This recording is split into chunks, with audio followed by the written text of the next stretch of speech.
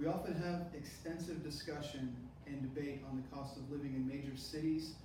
Cost of living, rent, utilities, groceries are growing costs each year that pour more strain on the income of families. But we never remember the rising cost of dying.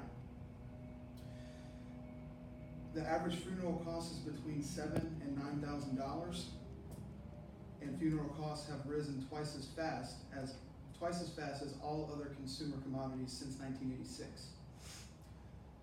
Life insurance can help reduce the cost of burial and transfer the risk of death from your loved ones using a small percentage of your monthly income. Due to the rising cost of living and stagnant wage increases, the average American household has less money in savings than previous generations. 58% of Americans have less than $1,000 in savings.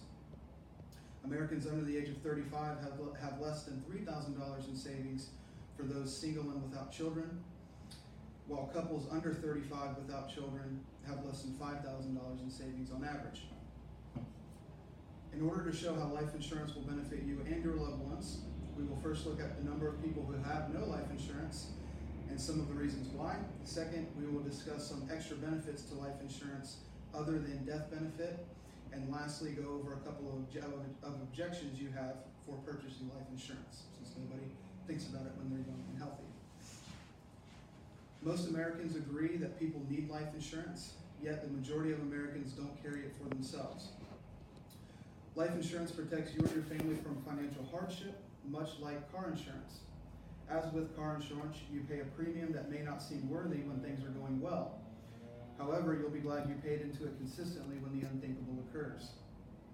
Life insurance, much like car insurance, can protect you financially and prevent a huge shift in life.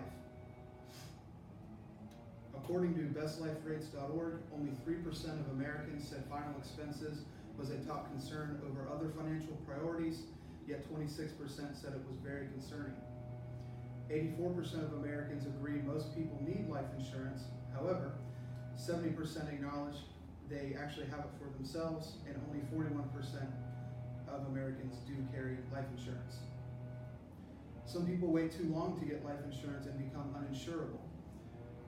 A family member of mine recently had a baby.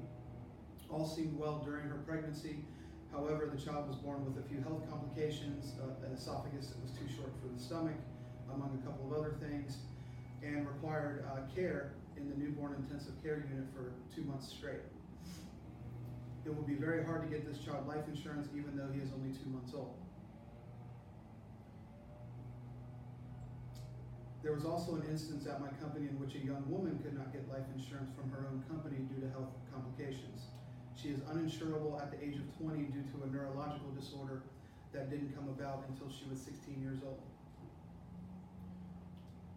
Parents must shoulder the support of their children while they're living, yet don't have enough in savings to bury them in the event of early passing. According to top religious and scientific scholars, every human has a 100% chance of dying, and the average American household has around $8,000 in savings, and a premature death of a child would wipe out anything the family has saved up to that point to cover any emergency expenses. As I said before, life insurance can cover death expenses and income loss for related dependents. According to the Life Insurance Information Institute, companies received over $137 billion in premiums, yet paid out $281 billion in death benefits in 2017. So there's obviously companies paying these people who are paying their premium. Products like whole and universal life insurance policies can build cash value over time to help young people build a tax-free retirement income. The average Social Security benefit in 2019 is $1,294 per month, and Social Security is expected to run out of cash reserves by the year 2034, with only 79% of benefits being payable to current recipients. So for our generation, these benefits won't be there for us. A few objections that people have is most people under the age of 25 think life insurance is too expensive.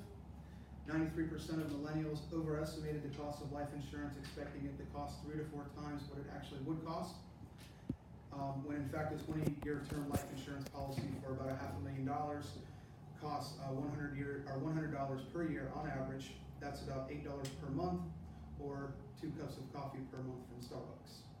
Right? Most people under the age of 35 think they can't get life insurance. 40% of millennials think they would not qualify health-wise, when the fact of the matter is life insurance can be purchased by people with serious health issues such as cancer, heart attack, strokes, diabetes, multiple sclerosis, pretty major issues. It just actually ends up costing a lot more. Reviewing the main points, the cost of the average funeral is more than most Americans carry in savings and is growing in cost more than any other consumer product. Life insurance can cover final expenses and protect loved ones from financial burden. It can help reduce the cost of burial and transfer the risk of debt from your loved ones using a small percentage of your monthly income. And one thing to think about is your parents have already spent a lot of money raising you, sending you to college. The average child now in America costs $250,000 to raise from birth to 18 years old. College on average costs $40,000 to $50,000 for some families. Would you want to burden them with an even larger expense in the event of your early passing? Thank you.